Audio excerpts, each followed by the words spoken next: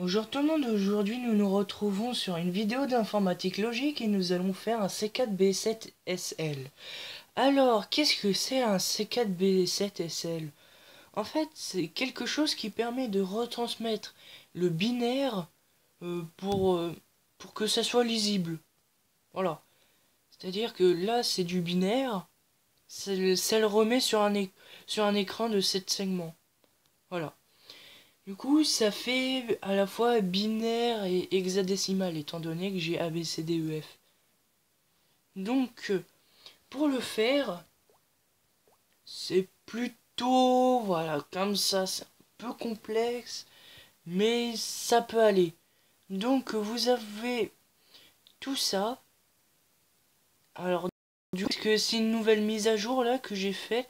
Du coup, les trucs ont peut-être changé, hein. Il y a certaines choses qui ont changé. Du coup, c'est un peu c'est un peu complexe quand même, mais en principe c'est simple. C'est-à-dire que la queue des portes logiques OU, là j'ai une porte logique OU de 4 bits, là une porte logique OU de 8 bits et des portes logiques OU de 2 bits. Évidemment qui sont inclus dans le programme parce que évidemment si on n'a pas de porte logique OU de 2 bits, on pourrait rien faire. Donc, il faut commencer par un 4B16P. Alors, un 4B16P, c'est... Voici à quoi ressemble un 4B16P. C'est un gros truc comme ça. Alors, pour essayer de faire notre... du coup, C4B7SL, du coup, il faut commencer par faire un 4B16P. Un 4B16P, comment ça fonctionne? En fait, le principe est simple. Je dis bien le principe, parce que après le circuit est complexe.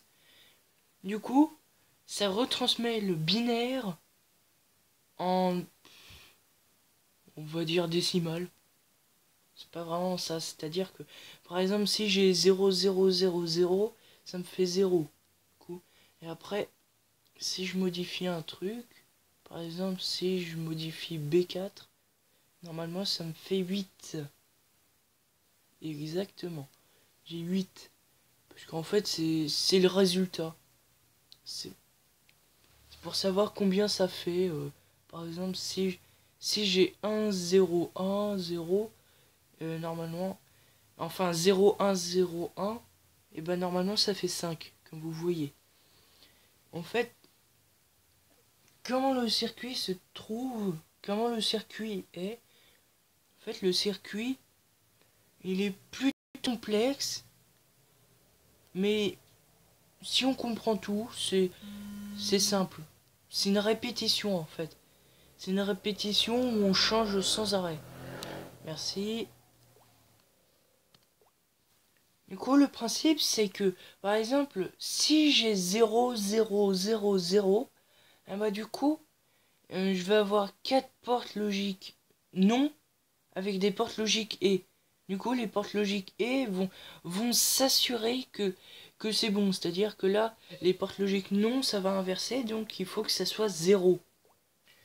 Et du coup, là, puisque je veux faire en sorte que ici j'ai 1, 0, 0, 0, et ben je vais faire en sorte d'enlever une porte logique non. Après, du coup, le branchage est simple. Du coup, cette porte logique là, non, est branchée à B1. L'autre porte logique non qui se trouve en bas est connectée à B2. Celui-ci à B3, l'autre à B4. Voilà, comme ça. Et après, j'ai les portes logiques et qui sont les deux premiers, ils sont connectés aux deux portes logiques non chacun en fait. Et après, cette porte logique et va se connecter aux deux autres portes logiques. Et après, la porte logique et qui se trouve ici va se connecter du coup à une lampe. Après, du coup, à vous de réfléchir je dis bien à vous de réfléchir pour pouvoir faire tout ceci. Parce que c'est vraiment complexe. Si vous arrivez à le faire, je vous dis bravo. En fait, essayer de faire ça, c'est juste un exercice, hein, un peu pour s'exercer, à essayer de faire tout ça, quoi.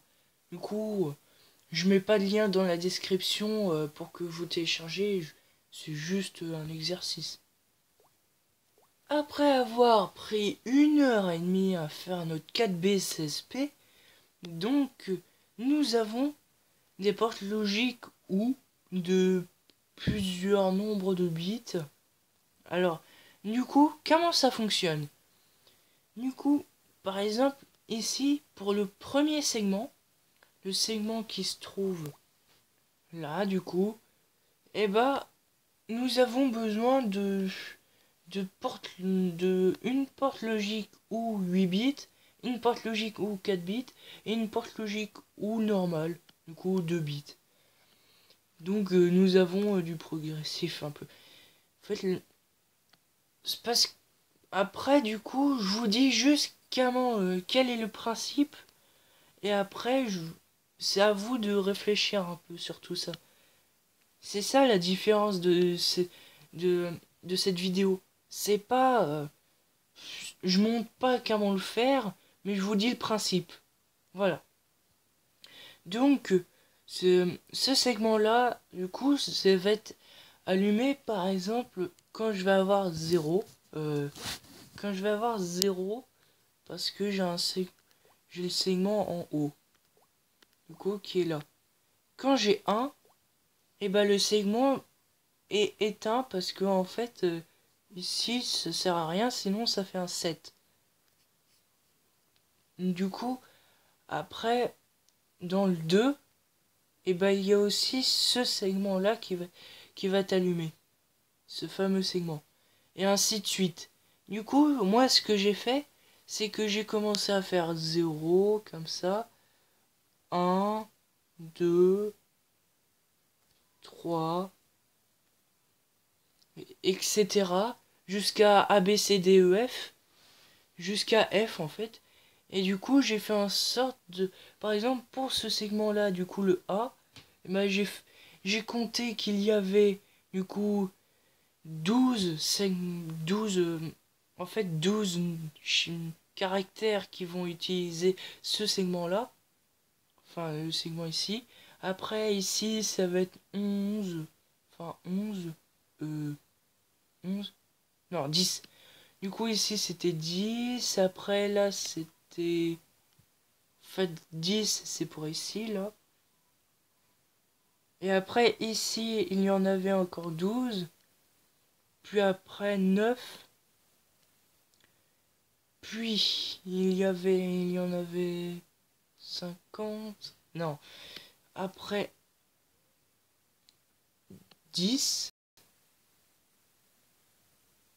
10. Après, ici, il y en avait 11. Après, il y en avait encore 12. Ça n'a pas dépassé les 12 en tout cas. J'espère que ça a été clair pour ceci, car vraiment j'ai pas été vraiment très... Ça n'a pas été très facile à comprendre, étant donné qu'habituellement je vous dis comment le faire. Mais là, je vous dis seulement le principe. Alors du coup, j'espère que vous avez compris le principe de fonctionnement. Après j'ai remarqué que parfois il y a certains bugs, comme là. Voilà, ça a enlevé le bug. C'est des bugs qui sont pas dus au fait. Parfois c'est dû au fait qu'on peut se tromper. Moi je me suis déjà trompé une fois. Donc abonnez-vous pour ne rien louper et cliquez sur le pouce bleu si ça vous a aidé. Alors on se dit à la prochaine.